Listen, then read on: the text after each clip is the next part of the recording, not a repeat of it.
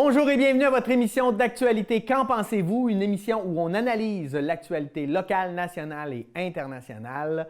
On donne notre opinion, on amène nos réflexions. On espère que ça vous fera aussi réfléchir, en plus de prendre conscience de l'actualité du moment. Comme à chaque semaine, j'ai un panéliste de renom. Cette semaine, c'est le grand retour de l'homme qu'on a surnommé l'encyclopédie de la MRC Maillard-Chapdelaine. Nul autre que M. Jules Simard. Bonjour, Jules. Salut, ça va bien? Ça va bien, toi? On est en forme, dans ce retour. C'est bien.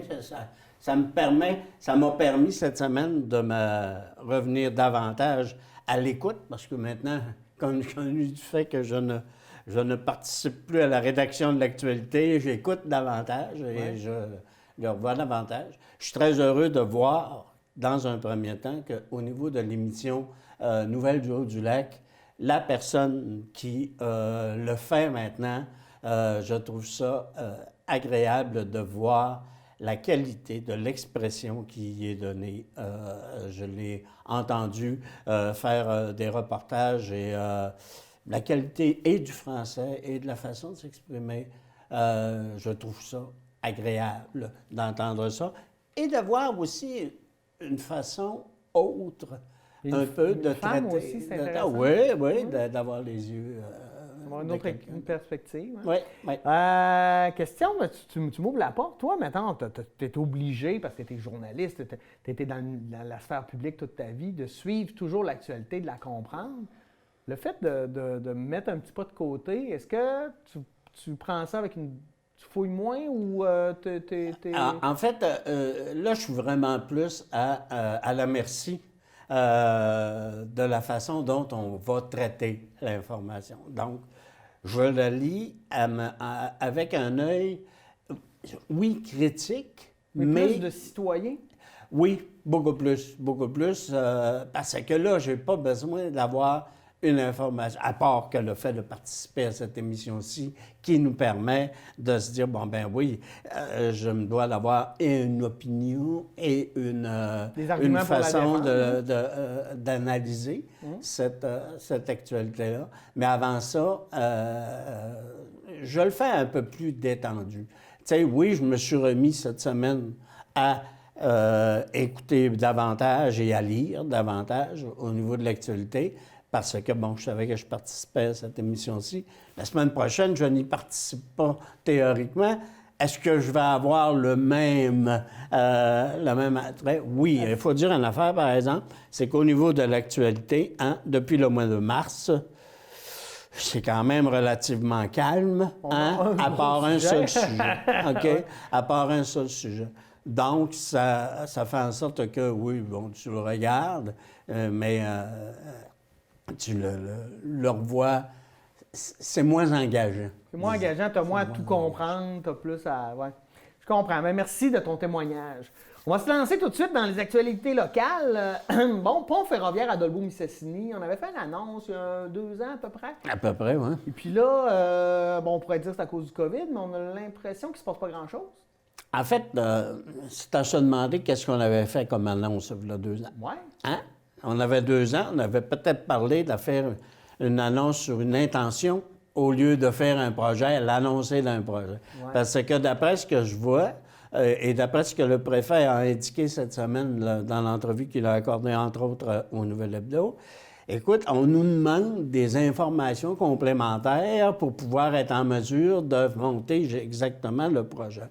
Et il faut dire que depuis lors, il y a eu aussi l'autre grand projet qui s'en va jusqu'à la Côte-Nord, de partir de Dolbeau. Et là, à un moment donné, on se dit, bon, bien, lequel qu'on va prioriser, politiquement parlant, lequel qu'on va prioriser. À se positionner, en fait, la MRC aussi, par rapport à ce projet-là. Si les deux pensent aller de l'avant, est-ce qu'on a les moyens de se payer les deux projets? Bien, c'est ça. Je pense que la question est là. Et si tu fais celui-là de la Côte-Nord, et que tu t'en vas, et que tu fais ça de Dolbeau jusqu'à, disons, cette île-là, je ne sais pas exactement où il arrête, là, mais tu pars, je sais que tu pars de Dolbeau. Ah, à Dolbeau, si je pars de Dolbeau, je retourne par l'autre côté, là, la voie ferrée, j'ai pas besoin de celui pour aller l'autre bord de la Mistassini. Tu sais, j'ai pas besoin. Alors, si on avait eu un projet qui disait, bon, ben oui, ça part de Péribonka jusqu'à là, par exemple, là, on aurait été dans l'obligation de faire un pont entre les deux. Moi, je pense que la question du pont entre Dolbeau et les secteurs de Dolbeau et de Mistassini sur la rivière Mistassini, je maintiens encore que c'est essentiel. Oui, pourquoi? OK? C'est essentiel tant au niveau économique qu'au niveau de permettre à toute une section du lac Saint-Jean de pouvoir aussi être desservie par le rail, par la voie ferrée. Est-ce que ça amènerait moins de transport par camion sur nos routes régionales? Fort probablement. OK, que ça aurait eu aussi un effet. Et ça permettrait de faire en sorte que ces municipalités-là pourraient bénéficier effectivement d'un type de transport pour écouler et recevoir des marchandises, ce qu'actuellement, pour pouvoir être desservi, bon, bien, c'est essentiellement le transport routier. De un. De deux, au niveau économique aussi, localement, je pense que pour l'usine PFR, les installations de PFR, ça serait un plus. Tu verrais peut-être davantage, et non seulement davantage, mais tu ne verrais plus de transport de copeaux. Tout se ferait par le train qui se desservirait à ce moment-là. Ça aurait des économies, fort probablement des économies d'échelle pour la compagnie, de un. Oui. Ça permet moins les routes, moins de camions. C'est ça, tu aurais moins de camions. Peut-être que l'industrie du camionnage en souffrirait, en même par temps, ailleurs. on manque de camionneurs en ce moment, donc... Bien là, tu sais, je veux dire, c'est ce qu'il en est là-dessus. Moi, c'est pour ça que ce projet-là m'apparaît encore important. Ou ce que je déplore, c'est que quand on fait des pré-annonces ou des annonces comme ça, en disant « Ah ben, ça va se passer. » Tu sais, je veux dire, quand Lebel avait annoncé le pont, le nouveau pont à Montréal, OK, il avait dit « ben écoutez, là, je vous le dis, là, je l'annonce. » On était en 2016. Il va être prêt en 2018 ou 2019, en tout cas. Il va être prêt là. Ça va prendre 3 ans, mais il va se faire. Il s'est effectivement fait. OK, ça, là, quand tu fais une annonce, comme un je ne te dis pas que M. Lebel a été numéro 1. Oui, il a bien fait son travail, comme on dit, à ce niveau-là, quand il l'a annoncé. Mais quand on annonce effectivement qu'un projet de pont ferroviaire entre Dolbeau et le secteur Dolbeau et le secteur Mistassini sur la Mistassini va se faire, bien, je veux dire, on aurait peut-être été davantage plus sérieux en annonce. Je vais être méchant. OK? On est habitué, par le gouvernement libéral actuel, de voir effectivement des annonces ou des intentions d'annonce ou des intentions de projet. Des intentions d'annonce. Et les intentions ne se réalisent pas. Je t'amènerai tout simplement sur le dossier agricole quand ça a été le temps de faire en sorte qu'on a dit les producteurs laitiers, on va leur accorder 4 millions de dollars pour pouvoir... T'en parles au président du syndicat de l'UPA là, dans la région, là, il dit, écoute, il dit, on n'a jamais eu une maudite scène de ça. OK, encore, oui, mais pourquoi est-ce que c'est qu'on a annoncé 4 milliards de dollars puis que tu le verses pas? Je veux dire, peut-être que ça fera en sorte qu'au lieu qu'on soit à 443 milliards de déficit cette année, on en serait à 447. Mais, tu sais, je veux dire, je te dirais que, tu sais, quand ça a été fait, l'annonce aussi, on était sur le gouvernement libéral. Alors, je trouve ça déplorable. Cette attitude-là, par ailleurs. Oui, c'est ça. Puis parce qu'il y a des projets qu'on a peut-être annoncés 20 fois avant de les voir. Exactement. À un moment donné, on a le goût de les voir. Exactement. Je te rappellerai simplement la route Alma-Labé. Et encore aussi, même, le 4 voies divisé dans le parc de Laurentides. Ouais. On l'a annoncé plusieurs fois avant que tu mettes de l'avant, effectivement, le projet. C'est intéressant, c'est intéressant. Autre gros projet pour Dolbeau-Mistassini, on apprend que pour 2024, Dolbeau-Mistassini aurait le goût d'organiser les Jeux du Québec. En tout cas, il semble vouloir poser leur candidature. Qu'est-ce que tu en penses? Est-ce que tu te rappelles bien de ceux de 84? Oui, c'est en 85. 85? En 85, j'étais d'ailleurs dans le comité des Je communications. pensais que tu allais me dire que tu étais dans la mascotte. Ah non, mais non. Mais non. J'avais une taille un peu différente aussi. Peut-être ça aurait été plus difficile. Mais indépendamment de cela, oui, en 85, et ça avait permis, en 85, de faire en sorte que la ville de Dolbeau, dans le temps, était maintenant sur la map régionale. C'est-à-dire, pas juste régional, mais à caractère au niveau national, où on se disait, oui, voilà, il y a une ville qui s'appelle Dolbeau et qui est au nord du lac Saint-Jean, et c'est là.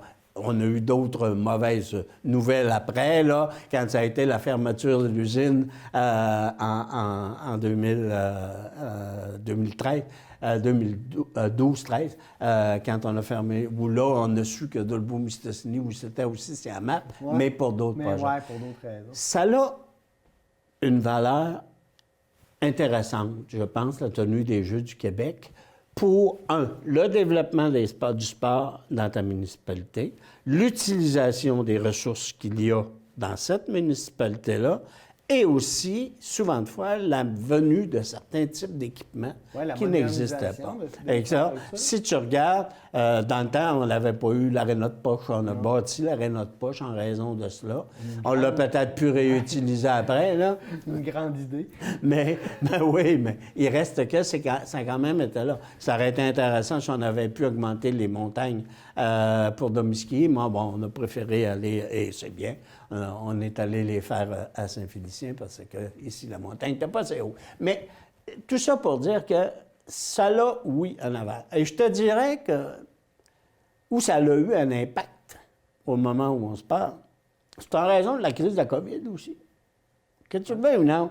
On disait quoi? Je pense que c'est César qui disait du pain et des jeux. Hein, du pain et des jeux. Alors, actuellement, oui, bon, ben du pain, on a peut-être la COVID, là, mais je veux dire, on s'organise pour en avoir un peu plus. Mais mettez des jeux et vous allez plaire aussi à votre population. Bien, ça crée, non, mais c'est parce que ça crée aussi un projet qui, si toute la communauté embarque, c'est quelque chose de fédérateur, en fait, pour la communauté. Oui. Puis de positif, en fait, si on a l'obtention des Jeux. On a vu ce qui est arrivé à Alma, là. Je veux dire, ça a été génial aussi pour la ville d'Alma quand ils ont eu les Jeux dans les dernières années.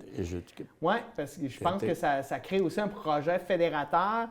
Puis il y a un sentiment de fierté pour la communauté. Puis ça, je pense que c'est bon pour les communautés, des fois, surtout après des moments difficiles comme ce qu'on vit. Et ça permet de mobiliser aussi la population au complet. Ouais. Je me souviendrai que lorsque il y a eu les Jeux de 85, le bénévolat requis et nécessaire pour faire la tenue des Jeux, c'était énorme. C'était quasiment les deux municipalités, les deux villes dans le temps. Il n'y avait quasiment pas une famille où il n'y avait pas quelqu'un qui était impliqué dans l'organisation à titre de bénévole. Ça fait en sorte que cette mobilisation-là, justement autour d'un projet, est là. Le seul aspect qui reste à regarder, c'est combien ça coûte et qu'est-ce qu'on se devra d'investir collectivement pour pouvoir le faire. Rappelons que ce soit les Jeux de Timi à Chicoutimi dans les années, à fin des années 60, que ce soit les Jeux, 70, que ce soit les Jeux de 85 à Dolbeau-Mistassini, il y a eu des surplus qui se sont faits et qui se sont réalisés et qui ont servi par la suite à la création de bourses pour encourager tant les étudiants qui performaient au niveau des études ou encore dans le sport. Okay. Or, ce genre d'activité-là, donc, permet de faire en sorte que, oui, on s'est ramassé avec certains types de surplus. Tu as espéré que si on le présente pour 2024, qu'on puisse aussi savoir, on va connaître d'ailleurs ce que ça va coûter. Là. Oui, puis dans ce genre de projet-là, avec la modernisation des infrastructures, la création d'équipements sportifs, je pense que les gouvernements aussi vont participer. Oui, il y a une participation. Ça amène de l'argent dans le milieu pour développer des infrastructures qui sont bonnes pour toute la MRC. On le voit avec la piscine. Et d'ailleurs, ça va permettre de la payer. à la piscine de voir qu'un équipement dans notre municipalité. J'ai eu l'occasion d'aller voir là, au niveau des travaux là, l'hiver passé et effectivement, ça va être quelque chose. La deuxième vie de l'arrêt notre poche. Bon, peut-être. Je vais changer de sujet. Mais parlant d'investissement, il y a 12 millions qui vont venir dans la commission scolaire des Pays des Bleuets pour l'agrandissement et la rénovation d'écoles. Quel constat tu fais de la qualité des établissements scolaires dans la MRC Marie-Chapdelaine, toi? Ben, moi, j'ai deux interrogations là-dessus. Actuellement, on est aussi dans une course où on ferme certains types d'écoles, parce qu'on n'a pas assez d'étudiants, surtout dans les municipalités rurales, les petites municipalités. Et on grossit la demande, donc, dans des écoles où est-ce qu'on a déjà, et ça oblige, fort probablement. Dans mon temps, on faisait des poulaillers dans les écoles, et aujourd'hui, on préfère davantage construire et agrandir. Est-ce que c'est pas un signal aussi pour l'abandon des petites écoles dans les petites municipalités? Moi, c'est mon interrogation. OK? C'est mon interrogation. Je suis allé à Notre-Dame-des-Anges il n'y a pas si longtemps, puis je pense que ça n'a pas changé depuis que je suis allé à l'école. Ah oui, à l'évidence, là, qu'il y a des besoins de rafraîchissement dans certaines de ces écoles.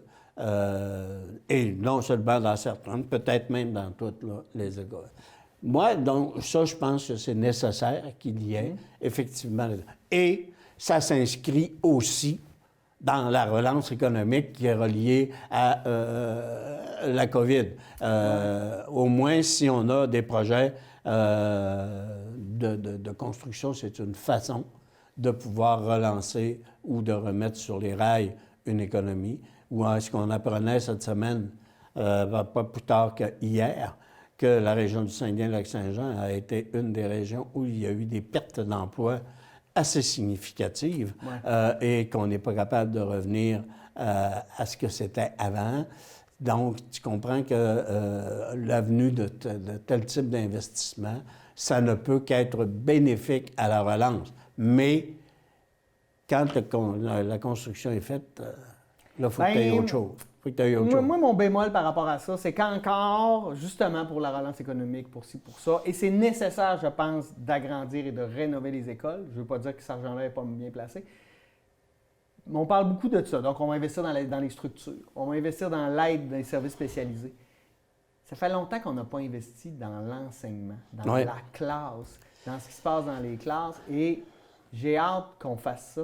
Parce que moi, je travaille dans des écoles et je trouve que c'est le besoin le plus criant qu'on investisse dans la pédagogie, dans l'enseignement, dans ce qui se passe dans la classe.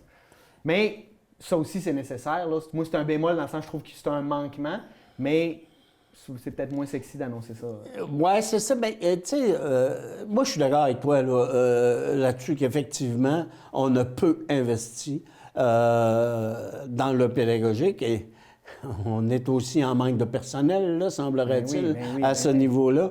Mais pourquoi est-ce qu'on est en manque aussi de personnel? Tu sais, veut dire, la personne qui sort et qui se fait offrir un emploi dans l'entreprise privée à de meilleures conditions, tu t'énerves pas non plus. Même à condition égale, enseigner aujourd'hui, c'est difficile. C'est excessivement. Je rappelle aux gens là, qui ont tout le temps la même réplique, « Ouais, mais vous avez 2 mois de vacances. » Je m'excuse, là, mais les 2 mois de vacances, là, les enseignements se payent 6 semaines de vacances là-dessus. Là. On étale notre salaire là, pour justement pas être obligé de faire de chômage. Mais je veux dire, ça, c'est la réalité. Mais enseigner, c'est difficile. Il y a, je pense, c'est presque 50% des jeunes enseignants qui t'offrent pas 5 ans dans le milieu. C'est ça. Parce que les conditions sont... On a beaucoup abandonné. Je pense qu'il faut recommencer à reprioriser l'école. Comme avec le COVID, ça nous a amené comme une sonnette d'alarme auprès des CHSLD. Mais je pense que valoriser l'enseignement en société, ça devrait être fait de manière... Moi, ce que je trouve dommage là-dessus, c'est d'entendre les politiciens actuels parler, dire exactement en termes de discours ce que tu viens de dire et ne rien faire dans la réalité. Ça me fait penser un peu quand tu annonces un pont et qu'il se fait pas. Mais tu veux que je t'explique pourquoi? C'est parce que quand tu annonces la rénovation d'une école, là, tu peux aller couper un ruban en avant de l'école puis montrer ce que tu as fait. Tu l'as fait. Tandis que quand tu investis dans une classe, dans l'enseignement, dans diminuer le nombre d'élèves dans la classe, dans des meilleurs services, ça, là, je veux dire, tu coupes rien devant personne, mais ceux qui vivent, là, écoute, moi, je parle des enseignants. En ce moment, on a une grande... faut se revirer de bord à cause du COVID. Donc, l'enseignement a beaucoup changé. C'est beaucoup de travail. C'est pas grave, ça fait partie de ce qu'on a à faire. Mais il y a des gens qui vont se retrouver épuisés plus rapidement qu'on pense. Puis si on ne veut pas retrouver dans l'enseignement la réalité qu'on voit en ce moment dans les hôpitaux avec les infirmières, il va falloir faire quelque chose. Moi, depuis la COVID, là, depuis qu'on est sous le régime de la COVID, moi je disais 18 et 19, là, mais sur la COVID-19, depuis qu'on est là-dessus, où je me pose beaucoup de questions, c'est on faisait des choses qui, à cause de la COVID, font en sorte que ces choses-là, ils sont plus... On n'est plus capable d'y arriver. On va donner l'exemple, on donne l'exemple de l'enseignement. OK? Avant la COVID, tu enseignais de telle façon, puis aujourd'hui, tu es obligé de tenir compte de certains types de réalités qui font en sorte que ta façon de donner le cours doit être changée. Et là, si on n'investit pas là-dessus, si même de ça, on ne fait pas une réflexion collective sur quel... Je te dis pas que ça nous prend des états généraux, mais quasiment. Tu sais, il faut qu'on repense la façon de dispenser l'enseignement. Il faut qu'on le repense et collectivement pour qu'on puisse être capable de se dire, bon, ben voilà, c'est comme ça que ça devrait maintenant se faire à tel prix et à tel coût. Et ça, on est capable d'identifier ça. On est capable de le faire. Et la COVID devra nous amener, entre autres dans l'enseignement, mais garde, on parle au niveau de la santé, la même affaire. Oui. On parle de toutes ces choses-là. Il va falloir que ça se fasse. Il faut qu'on arrête d'en parler, mais il va falloir que ça se fasse. Et c'est collectivement... C'est en faisant participer l'ensemble de tous les acteurs de la société dans chacun de ces sujets-là que nous allons être en mesure de pouvoir identifier des pistes de solutions nouvelles et aller à des coups de temps. Oui, c'est ça. Puis si on ne veut pas investir, bien qu'on le dise clairement qu'on arrête de le faire. Exactement, qu'on arrête de dire qu'il faut le faire. Ouais. On reste dans l'éducation. On sait que les institutions scolaires ont dû gérer le COVID, mais là, cette semaine, en plus, le Cégep de Saint-Félicien a dû réagir à une cyberattaque. Écoute, c'est quand même, là, on a suspendu pour au moins une semaine là, les activités. Les cours. Les cours et les activités, oui. Oui, c'est ça. On fait quoi avec ça? T'as-tu des... Tu sais, c'est parce que ça nous... Moi, je le sais, dans mon établissement, je suis dans un autre collège, puis on dit, tu sais, bon, tes documents, tu peux les mettre sur le OneDrive, on a le cloud, on a plein de choses, mais quand tout ça ne marche plus, on fait quoi? Là, avec le COVID, on nous demandait d'aller en ligne, mais là, j'ai l'impression qu'on demande aux enseignants de retourner à la crêpe et au tableau. Oui. Là, mais c'est majeur, ça, pour une institution? Oui. Moi, là, je ne sais pas c'est quoi. Une attaque, une cyberattaque. Hein? On n'est jamais fait, puis je ne sais même pas comment ça. Sauf que ce que je vois, c'est qu'en termes de conséquences, c'est assez énorme. Quand tu es... Tu sais, je regarde dans ma famille propre, là, OK? J'ai... Ma fille et mon gendre travaillent actuellement quasiment tous chez eux, à cette heure, avec... parce que tu t'en vas le télétravail. Hey! Si jamais il y avait une cyberattaque chez eux, tu me diras que c'est pas grand-chose, hein? Personne. Oui, mais là, elle, c'est toute l'entreprise pour laquelle elle travaille. L'autre, c'est tout le secteur dans lequel il travaille qu'il se trouve être affecté. Ça a effectivement des répercussions. Et qu'est-ce que ça peut amener? Tu sais, au niveau du cégep, entre autres, bon, là, actuellement, on a dit on arrête l'école une semaine, là, donc pendant une semaine de temps, il n'y a pas de cours, il n'y a pas même de contact entre les étudiants et les profs, là, et il n'y en a pas, là. C'est fermé, là. Non, mais ils ne sont pas avoir... En tout cas, que ma conjointe enseigne là, elle n'est pas capable d'avoir accès à aucun de ses dossiers. C'est ça, elle n'est pas capable d'avoir ses listes d'étudiants. Mais tu fais quoi, tu sais? Comment tu communiques? C'est ça. Alors, on voit l'importance d'être... Peut-être d'amener des réflexions. Encore là, je te dirais d'amener une réflexion collective sur c'est quoi qu'on fait collectivement dans nos institutions publiques, entre autres, qui sont entre autres les cégeps, et d'autres types d'organismes. Demain matin, tu as le ministère du Revenu, là, qui est victime. Hey, t'as-tu compris qu'on va être. En tout cas, le gouvernement va être dans la en mot-à-dit parce que nous, on va peut-être être contents parce qu'on va pouvoir dire bon, ils ont oublié mon dossier, mais ils ont perdu mon dossier. Mais c'est pas grave. Ce que je veux amener, c'est qu'il va falloir que collectivement, on se dote non seulement d'une politique, mais d'un protocole d'intervention lorsqu'une telle activité se présente, c'est-à-dire un piratage de cette nature-là, pour qu'on ne soit plus... Là, actuellement, on est à merci de je ne sais pas ce qui va se passer. Ah oui, tu comprends? Et ça, là, collectivement, c'est épouvantable. C'est épouvantable. Ça a des conséquences. Tu sais, je veux dire, qu'est-ce qui peut se passer au niveau du cégep? Je sais pas, moi, la semaine prochaine, on n'est pas capable d'identifier l'ampleur de ce qu'a été cette chose-là.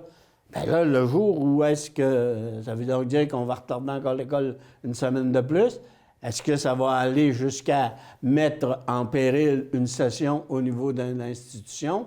On ne le sait pas. Non, mais ça peut arriver à ce genre de choses. On n'a pas beaucoup de nouvelles. On dirait que peut-être probablement qu'il y a une enquête ou quelque chose, donc on n'est pas, fort probable, l'information, mais il y a beaucoup de questions en lien avec ça. Là, on en saura probablement plus dans les prochaines semaines. Je veux ton avis sur Péribonka. Péribonka qui a décidé de mettre en vente sa bleuetière, pas mal de terrains agricoles. Je parle de Péribonka, pas Péribonka, le musée. Le musée. Pour être capable d'aider à financer, parce qu'ils doivent aller chercher 500 000 dans la communauté. Qu'est-ce que ça nous dit, ça, sur l'état des musées? Premièrement, c'est particulier qu'un musée soit propriétaire de terres agricoles. C'est probablement une chance, mais ça ne nous dit pas aussi que probablement que le réseau muséal est mal financé? Oui, bien ça, je pense que oui. Ouais. OK? On donne le minimum là, à ce niveau-là, au niveau du réseau muséal québécois. D'ailleurs, je prenais un reportage justement cette semaine dans la région de Montréal, dans là qui sont là aussi gravement atteints. Tu as aussi, si mes mémoire m'est fidèle, dans le Bas-Saint-Laurent, il y a des musées qui sont, tu sais, je veux dire, pour pouvoir arriver, tu fais une activité de financement, mais là, tu peux même pas en faire une activité de financement. Tu sais, tu peux même pas faire un cocktail à 500$ de coûte. Pourquoi? C'est que faut que tu le fasses à 20 personnes et moins. Là, tu sais, je veux dire... Ton cocktail va commencer à coûter cher. Lui, il te coûte cher, puis tu n'es pas capable de faire de l'argent avec. Ça l'a effectivement une chose. Maintenant, tu te débarrasses là actuellement, à Péribonka, le fait de se débarrasser d'un actif qui est quand même situé actuellement sur un terrain où tu vas devoir aussi savoir qu'est-ce que tu vas faire, l'ancien musée. Hein? Peut-être qu'après cela, il va tout déménager dans l'église actuellement, avec aussi là, l'espace Péribonka que nous sommes en train de construire. Tout ça s'inscrit dans... On vend un actif assez intéressant qui a été payé en bonne partie, non seulement en bonne partie, mais quasiment intégralement par nos taxes aussi. Ouais. Et quand je parle de nos taxes, je ne parle pas juste de celles des citoyens de Péribonka, je parle des nôtres. Ça a comme effet de s'interroger sur... Oui, tu as un projet actuellement là, à Péribonka qui est, je pense, rassembleur et intéressant. Ouais, OK, aussi. Le fait de le mettre dans le centre-ville.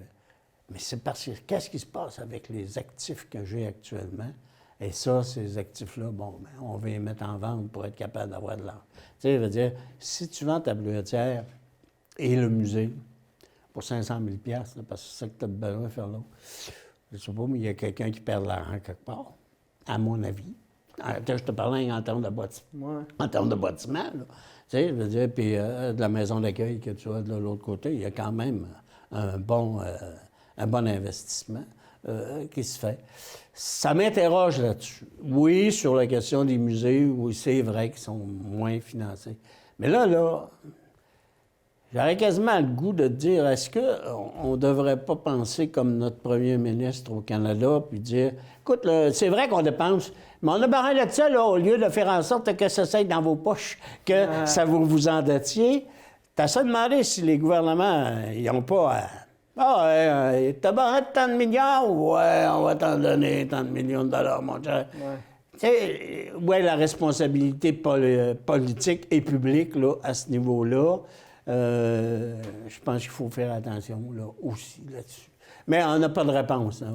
On n'a pas de réponse, mais ça dénote, effectivement, que quand tu vas aller de l'avant sur un projet collectif, où est-ce que tu n'es plus en mesure, au moment où on se parle, à cause de ce qu'on appelle la COVID, OK, que tu n'es même pas en mesure d'aller chercher des choses de financement qui vont t'amener à aller au moins chercher des sous dans ta collectivité.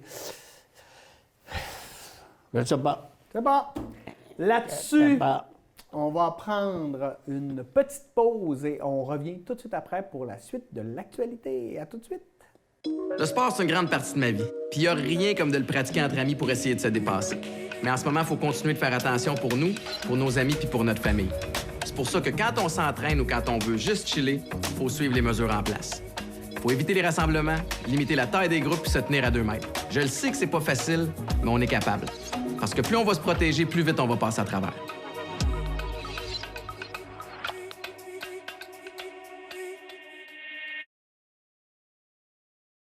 J'étais chez une amie, on jasait dans le cadrage de porte. Rien de plus banal que ça.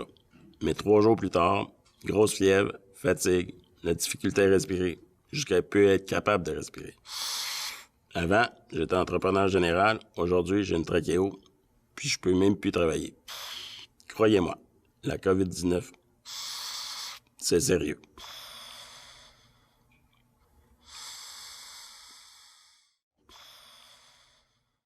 On vous présente Impro en 4 coins. Impro en 4 coins, c'est un tournoi d'improvisation 2 contre 2 qui respecte les règles de distanciation sociale émises par la santé publique.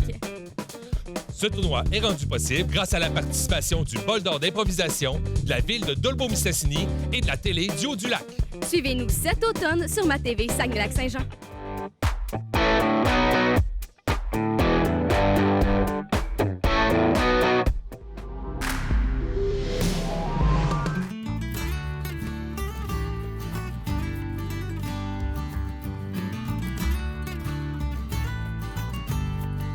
C'est cette année que nous célébrons le 50e anniversaire des télés communautaires. Avec les télés de Normandin, Ladoré, Saint-Félicien et Dolbeau-Mistassini, venez découvrir leur histoire à travers les témoignages de ceux qui ont contribué à son évolution. Produit par la télé du Haut-du-Lac et diffusé sous les ondes de ma TV Saguenay-Lac-Saint-Jean. Moi, je travaille en français. Moi, je travaille en français. Moi, Je travaille en français. Moi, Je travaille en français. Moi, je travaille en français. On est de retour de la pause et on continue, moi et M. Jules Simard, à discuter d'actualité. Un dernier sujet en lien avec la région, avant de passer au national, c'est les audiences du BAP sur le projet GNL Québec, quelque chose dont on a parlé énormément, qui divise beaucoup dans la région. Et on l'a vu, je ne sais pas si tu as suivi un peu les audiences du BAP, mais ce qui était hallucinant, c'est de voir comment, quand un argumentaire était présenté par ceux pour et ceux contre, on n'a pas du tout les mêmes chiffres, pas du tout la même réalité, on n'arrive pas aux mêmes conclusions. Sans dire qu'il y a des gens qui mentent, là, mais tu fais comme... C'est hallucinant qu'on n'analyse pas les mêmes choses. Oui, j'aurais le goût de dire que quand tu demandes à un analyste quelconque, sauf les analystes politiques, mais quand tu demandes à un analyste économique quelconque de démontrer tel et tel élément, OK, la première affaire qu'il te demande, il dit, pourrais-tu me prêter ta montre? Regarde, il est 2h40, donc c'est la même heure que tu... Donc, il te donne ce que tu vas avoir. Ouais. OK, je pense que, oui, tu peux démontrer quoi que ce soit. avec un argumentaire, puis avec de l'argent, puis avec des choses, tu peux démontrer, je pense, la réalité de quelqu'un là-dessus. Ça, je pense que les experts, OK, dépendamment de la façon dont tu les payes, tu vas avoir tel et tel élément. Je pense, mais surtout sur un projet. Ça aussi, mettons les scientifiques du GREM, là, qui les autres sont spécialistes des mammifères marins, eux, ils font pas une étude en fonction d'être contre GNL, ils font des études en fonction des données qu'ils ramassent. C'est ça le protocole scientifique, en fait. Ils doivent respecter la manière de faire une recherche. Oui. Ils ne peuvent pas tricher. Il y a une question d'éthique là-dedans. Et lorsque tu... Mais c'est quoi la conclusion à laquelle tu en arrives? La conclusion à laquelle tu en arrives, ça va être... si on fait en sorte que le transport maritime soit décrété de telle et telle façon et qu'on le réduise pendant telle et telle période parce qu'on se retrouve avec davantage de belugas dans le Saint-Laurent et dans le Saguenay à telle période, donc on réduit les... Tu dis quoi? C'est ça la conclusion qui se dit. L'autre a dit, ben là, t'en tues quand même. Ben oui, t'en tues quand même, mais le zéro, il n'existe pas. Ouais. Il n'existe pas. Alors, tu comprends? Oui, je pense, peu importe. La démarche, elle est à caractère scientifique et elle est certainement faite des deux façons. Mais c'est au niveau de la conclusion et les termes que tu vas utiliser dans ta conclusion que tu vas en arriver à, oui, si on fait ça, on réduit l'impact du projet sur les belugas. OK? Par contre, il va fort probablement y avoir un beluga ou deux qui va mourir quand même. Tu penses-tu que les dés sont pipés dans le sens où le gouvernement s'est déjà pas mal avancé en disant qu'il était pour le projet à condition que, mais des conditions avec des gros guillemets, là, un peu. Puis, tu sais, la ministre Laforêt, la mairesse Josée Néron, tout le monde, mais le mouvement de contestation vient beaucoup des environnementalistes, de ceux qui veulent protéger le fjord. Il y a aussi tous ceux qui font du tourisme d'aventure, qui ne veulent pas qu'on dénature le fjord, etc. Sens-tu que c'est un BAP un peu où les dés sont pipés ou tu as l'impression si je me fie à ce que doit être le BAP, je te dirais que le BAP se doit là, lui aussi, de faire une analyse. Oui, mais indépendante. Il se doit de le faire, une analyse indépendante. C'est pour ça qu'on a créé cette organisation-là. Est-ce que les conclusions du BAP ont été édictées par le ministre? Non. Je te le dis carrément, là. Même si le ministre peut être d'accord, OK, avec le projet parce que son gouvernement est d'accord.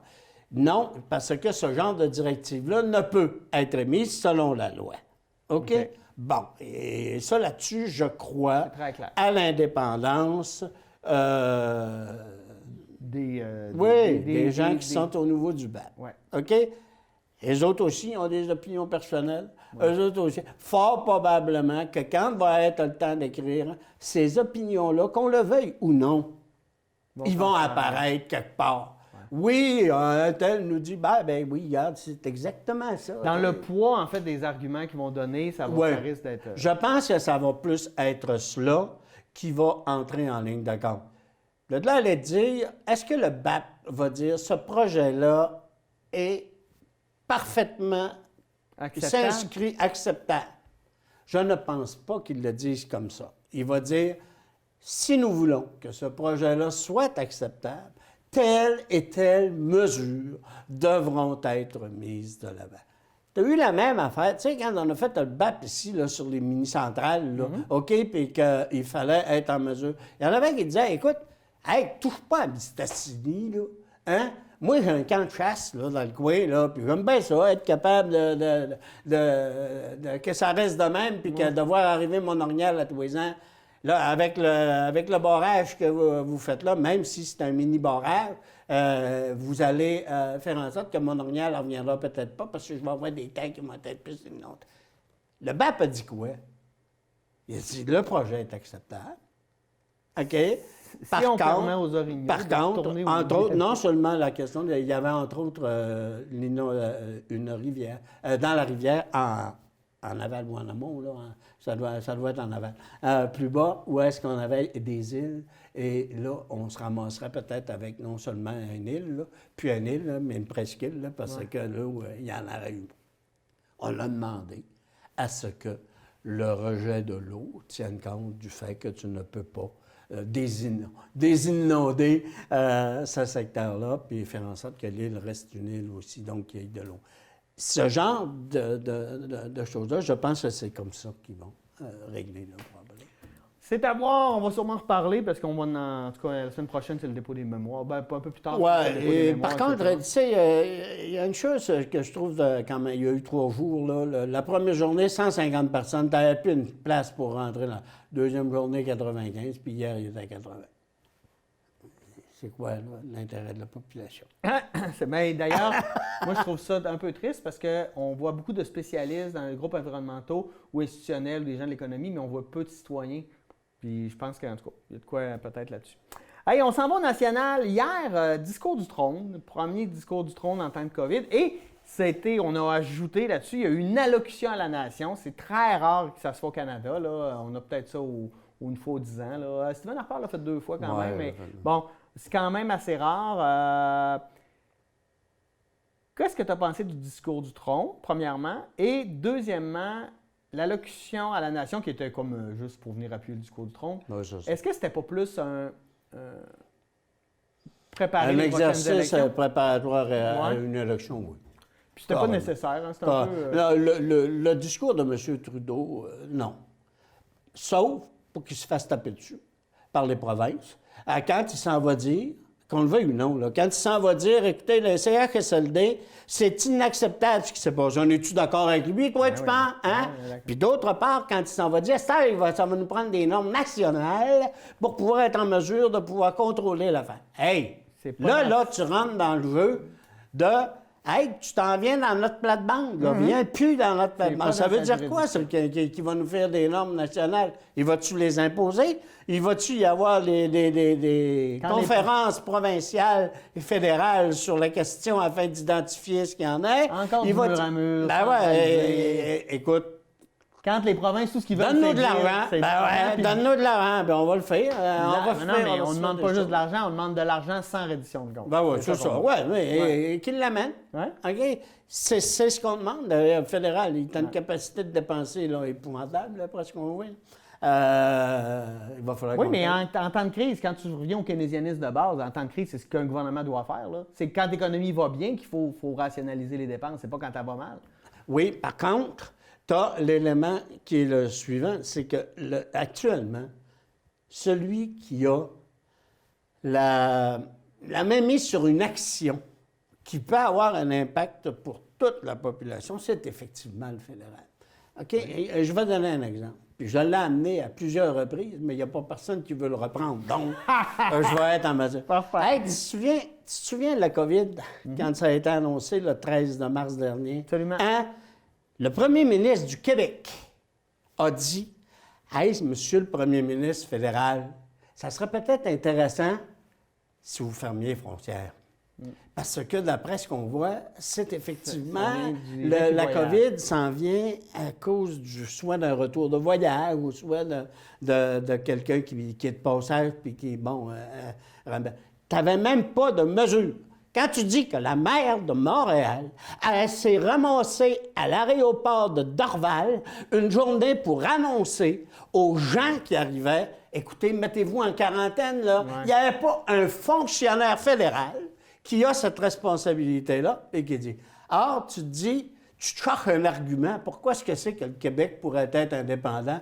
Bien, ça en est un, celui-là, là. Si tu avais été le premier ministre du Québec, indépendant, puis tu les avais fermés, tes frontières, parce que c'est ça qu'ils demandaient. Ouais. L'autre a attendu au moins une semaine avant de fermer les frontières au niveau aérien. Alors, je veux juste ramener cet élément-là pour indiquer qu'on est dans un régime où actuellement, quand tu as 2 personnes qui doivent prendre une décision par rapport au bien-être de la population, bien, c'est ça qui se passe. Il y en a un qui pense de telle façon, puis l'autre de telle autre façon, puis que tu n'as peut-être pas nécessairement immédiatement. Et ça a fait en sorte que le Québec, OK, on est le champion de ceux qui sont morts et de ceux qui sont atteints par la COVID-19. Ça m'a fait du bien de te le dire. Oui, je l'ai senti, là, t'en avais sur le cœur. Puis tu penses, dans le discours du trône, y a-tu d'autres choses que tu as vues que tu as trouvé intéressantes pour la relance économique ou pour... on parlait de relance verte, mais j'y crois plus ou moins, là. Puis... C'est parce que c'est ça qui me... moi, c'est ce qui me tue dans le gouvernement actuel, au fédéral. C'est que oui, je te fais une déclaration de principe, mais je ne l'accorde avec aucune action concrète. Oui, parce que là, là-dessus, je suis d'accord avec Signe. OK, du NPD, là. Ouais. Quand tu dis, c'est vrai qu'il y a des belles déclarations de principe, mais c'est quoi l'action qui va se faire? C'est quoi? Tu sais, à part de nous dire qu'il va continuer de dépenser de l'argent pour aider les Canadiens, ça, c'est numéro un. Il faut que ça se fasse, ça.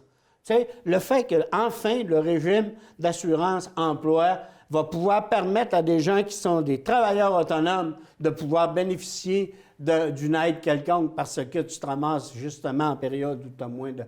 Ça, là, c'est des mesures intéressantes qui se doivent d'être maintenues et appliquées. J'écoutais justement le responsable du mouvement Action Chômeur à l'échelle nationale. Il a dit « On est habitué de critiquer parce qu'on ne tient pas compte de... » Il dit « Pour une fois, il dit qu'on est en action. » Il dit « On est d'accord. » Bien, je comprends qu'on est d'accord. Ça, ce genre de mesure-là, oui, il le fait et on est d'accord.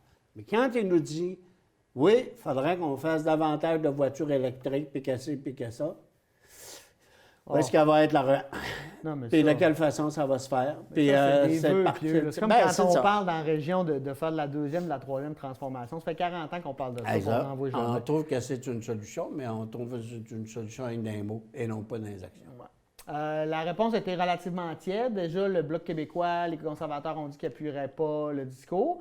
Penses-tu qu'on va aller en élection cet automne? Ou tu ne penserais pas. Non, tu penses que le NPD va appuyer le discours? Je pense que le NPD n'est même pas en position là, de s'en aller surtout en élection. Ouais. Il pourrait l'être, là, OK, mais il va perdre. Il va perdre. Il n'y a rien d'avantageux pour lui. Lui, il n'y a pas d'avantage là-dessus. Il va fort probablement essayer de renégocier pour pouvoir donner son appui avec le gouvernement actuel sur certaines petites mesures, sur lequel Trudeau pourrait peut-être être atténuant et dire « OK, c'est correct, on va le faire, donne-nous ton appui, puis là, on vote pour. » S'il dit non, c'est drôle. Je pense que le NPD n'a même pas de position pour pouvoir être contre. Ouais. Est-ce que ça pourrait être une bonne chose? Est-ce que tu penses que Justin Trudeau a le goût de déclencher des élections, mais il ne veut pas porter le blâme de déclencher des élections? J'ai écouté cet été une chroniqueuse, le nom m'échappe, mais qui disait Justin Trudeau, actuellement, il voudrait bien sortir avec l'idée que la COVID, il a été un leader qui a fait les actions pour. Mais dans une prochaine élection, Justin Trudeau ne sera même pas là. OK? Je pense qu'il n'a plus le goût de gouverner. Ça doit être épuisant. Épouvantable. Épouvantable. Je pense qu'il n'a plus le goût de gouverner. Alors, il veut s'en aller à l'élection. Avant de s'en aller à l'élection, là, il aimerait bien que la COVID, on ait des solutions sur le long terme.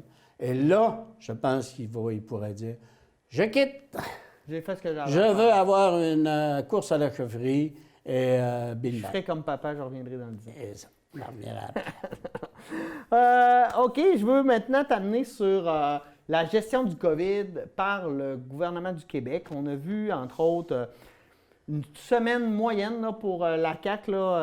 Premièrement, il y a le rapport d'enquête, tout ce qui s'est passé dans les CHSLD qui est sorti. On voit que, il y a eu de la confusion aussi au niveau des mesures policières, qu'est-ce que les policiers peuvent faire, peuvent pas faire.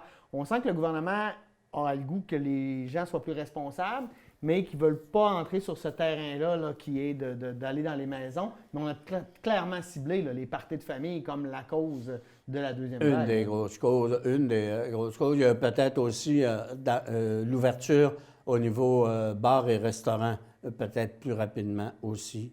Mais ce que moi j'ai lu et que j'ai compris, c'est que les mesures sont prises très au sérieux par la grande majorité des restaurateurs et des tenanciers de bars. Mais la problématique, c'est que quand ils sortent du bar puis ils sont 4-5 à aller fumer une cigarette dehors à 2 pieds... Regarde ce qui s'est passé hier à Polyvalente.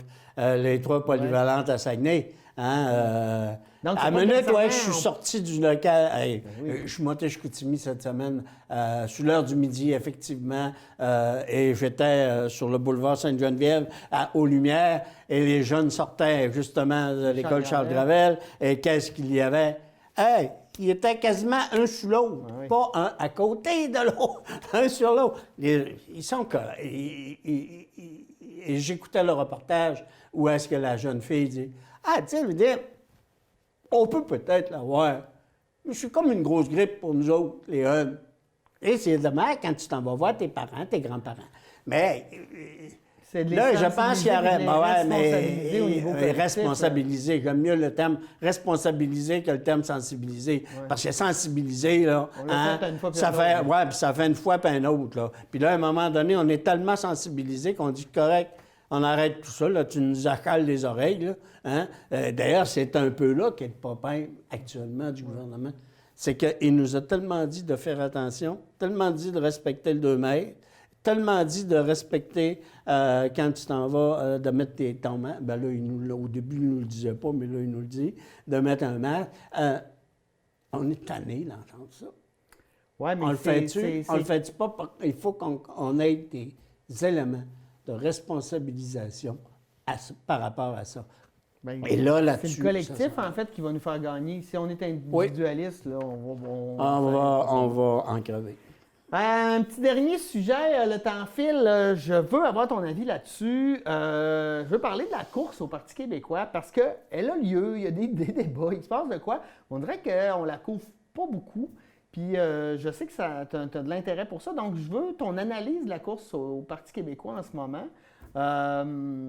Parce que, à un moment donné, il va bien falloir... ça va voter dans la semaine du 5 au 9 octobre, où les membres vont voter à ce moment-là. Tu sais, le fait que, on n'en parle pas beaucoup dans les médias, puis tout ça, c'est vrai, OK? C'est aussi vrai parce que on ne peut pas faire de rassemblement public. On ne peut pas faire de porte-à-porte. On peut même pas faire de porte-à-porte dans le cadre de cette campagne-là. Et ça fait en sorte que, tu sais, quand tu regroupes 20 personnes, parce que le candidat est venu de voter, oui, c'est correct, il a vu 20 personnes, puis il n'est peut-être pas nécessairement convaincu, mais au moins il a pu étaler son idée. Tu as eu 3 débats qui ont été sur le web. C'est là qu'il fallait que tu ailles le voir pour ce qu'il en était. Une forme de couverture quand même journalistique qui s'est faite à ce niveau-là.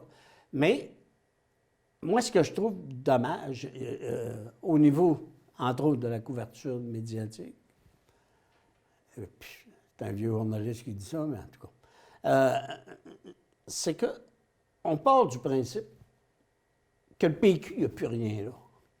Alors, quand tu couvres la course à la chefferie, tu cours à la chefferie en disant « regarde, ils veulent amener telle affaire pour se sortir du trou. » Et non pas pour dire qu'il y a une course à la chefferie qui fait en sorte qu'on veut remettre de l'avant, entre autres, tu sais, on n'analyse pas, on ne présente pas sur une note, non pas positive, mais sur une note réaliste de pourquoi est-ce que c'est qu'il y a une course à la chefferie actuellement au Parti québécois. Ça fait suite, entre autres, au fait qu'on a redéfini au niveau du Parti québécois ce que doit être ce parti-là.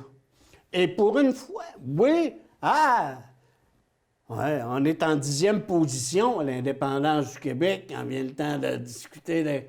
Mais là, il y a un parti politique qui vient de dire, écoute, la solution au Québec, là, OK, c'est de faire l'indépendance afin de pouvoir faire que tu puisses amener. Hey, depuis 1973, il n'y a pas eu une élection au Québec où est-ce qu'on a dit ça. La seule fois où on l'a dit, on a fait élire 7 députés à l'Assemblée nationale.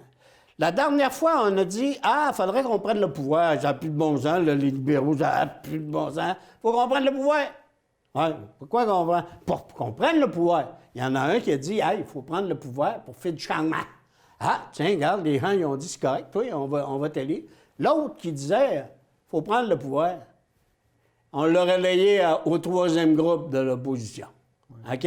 On est à 9 députés, là, actuellement, au niveau du Parti québécois. Pourquoi? Parce qu'on a oublié de parler de quelque chose. L'essence même de ce parti-là, on a oublié de le dire pas au détriment, mais au profit d'élections, pour pouvoir faire élire des gens. Ouais. D'après ce que je vois, c'est terminé. On devrait le reprendre. Et ça m'horripile de voir qu'on traite la campagne actuellement à la chefferie comme étant une campagne pour comment sauver le Parti québécois, alors que c'est une campagne à la chefferie qui va permettre de savoir si le chef ou le chef, parce qu'on n'a pas de femme, si le nouveau chef va amener ce parti-là dans le désir de ce que ses membres ont voté. La base. Oui, c'est la base qui a voté. On ne veut plus que ce gouvernement-là, ce parti politique-là se présente en disant « Nous allons gérer une province ». Non. C'est carrément écrit que le Parti québécois, lorsqu'il se présentera devant l'électorat, c'est pour offrir aux gens de faire l'indépendance du Québec. Là, ce qu'il reste à écrire, OK, c'est qu'est-ce que je vais te proposer pour que le Québec aille devant. Fais-moi la démonstration de ce que un gouvernement indépendant va amener. C'est ça l'affaire. Comme les Écossais ont fait. Donc, le jour 1 de l'indépendance, qu'est-ce qui se passe? C'est quelque chose qui aurait dû être fait là, il y a C'est exactement ça sur quoi il faut que le PQ s'en aille. Ouais.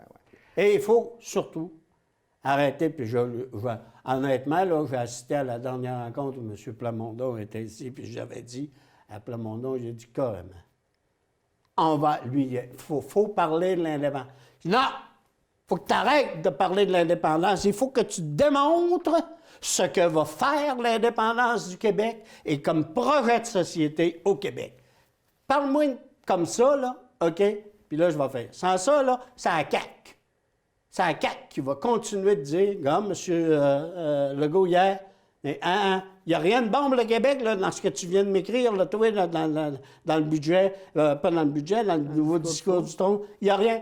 Ça, là, c'est un geste nationaliste qui fait en sorte que la CAQ a réussi à obtenir, lors de la dernière élection, une opposition et être élu. C'est ce genre de choses-là. Le Parti québécois, il reste quoi? Il reste de dire, notre projet, c'est de faire l'indépendance du Québec de telle et telle façon et pour telle et telle raison. Merci, Jules Simard. C'était un plaisir de te retrouver. Toi et ta fougue légendaire. Mon Dieu, j'aime ça. Hey, merci aussi à vous d'avoir été là. Si vous avez des commentaires, des suggestions, vous voulez donner votre opinion, vous pouvez nous écrire. Sinon, nous, on se dit à la semaine prochaine pour une nouvelle édition du Qu'en pensez-vous? Donc, bonne semaine à vous. Bye!